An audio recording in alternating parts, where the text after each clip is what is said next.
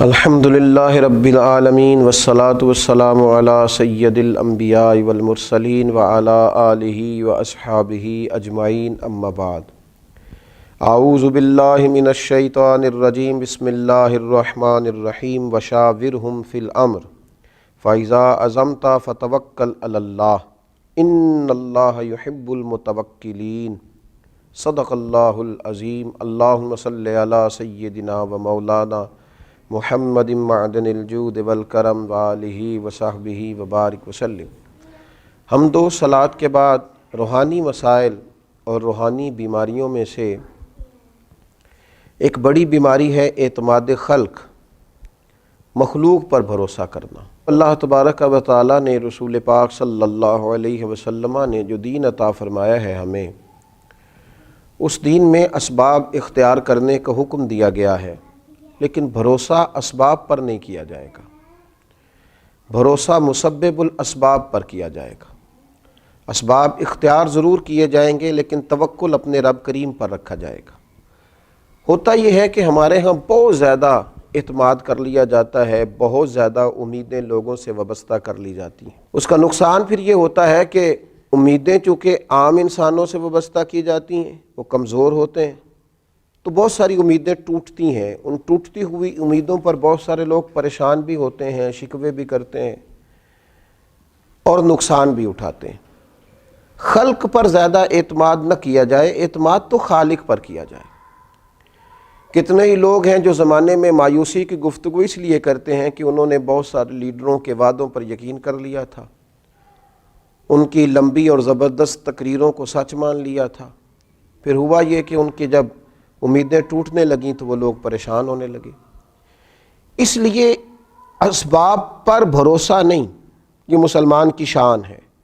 جب اس کا یہ ذہن بن جائے، جب اس کو یہ بات نصیب ہو جائے کہ اس نے ہر حال میں بھروسہ اپنے رب کریم پر کرنا ہے، پھر وہ طاقتور ہوتا ہے، پھر وہ مضبوط ہوتا ہے، پھر زندگی کی بہت ساری چیزوں کو وہ بڑی آسانی سے نبھا جاتا ہے، بہت ساری مشکلات سے وہ بڑے سکون کے ساتھ گزر جاتا ہے۔ اگر اللہ تعالیٰ پر بھروسہ ہو تو دشوار گزار گھاٹیوں پر بھی انسان وجد اور سرور کے ساتھ وقت طے کر جاتا ہے۔ قرآن مجید میں سورہ آل عمران میں اللہ تبارک و تعالیٰ نے نبی پاک علیہ السلام سے فرمایا وَشَاوِرْهُمْ فِي الْأَمْرِ، اور کاموں میں ان سے مشورہ لو، فَإِذَا عَزَمْتَ فَتَوَكَّلْ عَلَى اللَّهِ، لیکن جب پختہ ارادہ کر لو پھر اللہ پر بھروسہ کرو، پھر اپنے رب کریم پر اعتماد کرو۔ جب تمہارا ارادہ پختہ ہو جائے، مشورہ ضرور کریں صحابہ سے، لیکن جب ارادہ کر لیں پھر اللہ پر بھروسہ کریں، اس لیے کہ ان اللہ یحب المتوکلین۔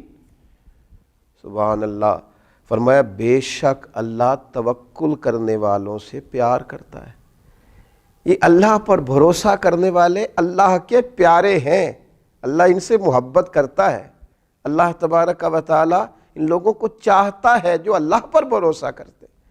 انہوں نے اپنی ساری چاہتوں کا کیا خوبصورت مثال ہے سیدنا ابراہیم خلیل اللہ کی، آگ میں پھینکا جا رہا ہے، اتنے بڑے مجمع میں دور دور تک اپنا دوست کوئی دکھائی نہیں دے رہا، کوئی نہیں ہے اپنائیت کا اظہار کرنے والا، ہمدردی کا اظہار کرنے والا۔ منجنیق میں ڈالا جا رہا ہے، میلوں پھیلی ہوئی آگ میں پھینکا جائے گا، فرشتہ حاضر ہوا ہے، عرض کرتا ہے میری ہوا پہ ذمہ داری ہے، اگر آپ حکم کریں تو ہوا نہ چلا دوں، اڑا نہ دوں اس آگ کو، فرمائیے۔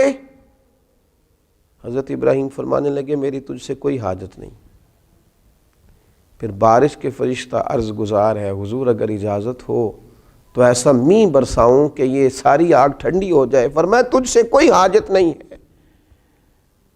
وَاتَّخَذَ اللَّهُ إِبْرَاهِيمَ خَلِيلًا، میری تو اس سے حاجت ہے جس نے مجھے خلیل بنایا ہے۔ میرا بھروسہ تو اپنے رب کریم پر ہے۔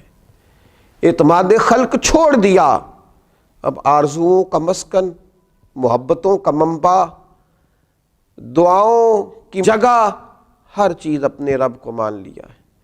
اب وہ جس حال میں رکھے گا اسی حال میں رہنا ہے، اب وہ جو عطا کرے گا اسی پر شاکر ہونا ہے، وہ جس آزمائش میں ڈالے گا اس پر صابر ہونا ہے، جس رستے چلائے گا خوشی سے چلنا ہے۔ بھروسہ اللہ پر، اعتماد اپنے رب پر، اپنے مالک کریم کی ذات پر، ساری توجہات اسی کے دیے ہوئے پر قناعت، اسی پر صبر، اسی کا شکر، اسی کے لیے دل کی ساری چاہتیں، اسی کی طرف انسان کا سارا رجوع۔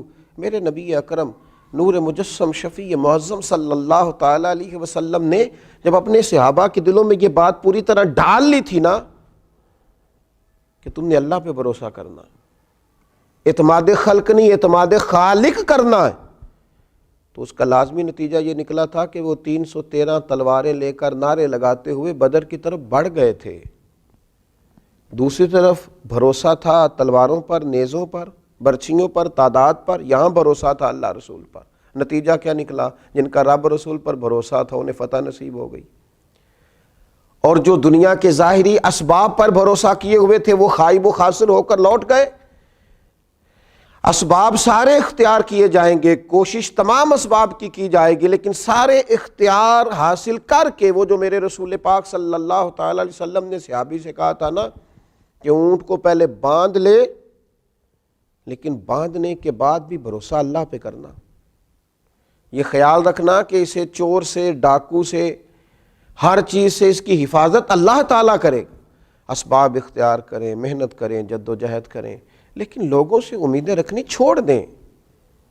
ہر وقت دوسروں پر یہ شکوہ کرنا کہ تو میرے حقوق ادا کر، تو میرا خیال کر، تو میری بات سن، تو میرے اوپر توجہ دے، تو میری باتوں میں دلچسپی کا اظہار لے، اسے چھوڑ دیں۔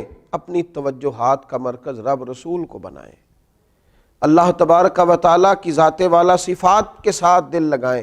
میرے نبی اکرم صلی اللہ تعالیٰ علیہ وسلم نے فرمایا جو شخص اللہ پر بھروسہ کرتا ہے اور اسی کا ہو کے رہتا ہے، بھروسہ کرتا ہے اور رب ہی کا ہو کے رہتا ہے، فرمایا رب تعالیٰ اس کے ہر کام میں کفایت کرتا ہے اور اسے وہاں سے رزق دیتا ہے جہاں سے اس کا گمان بھی نہیں ہوتا۔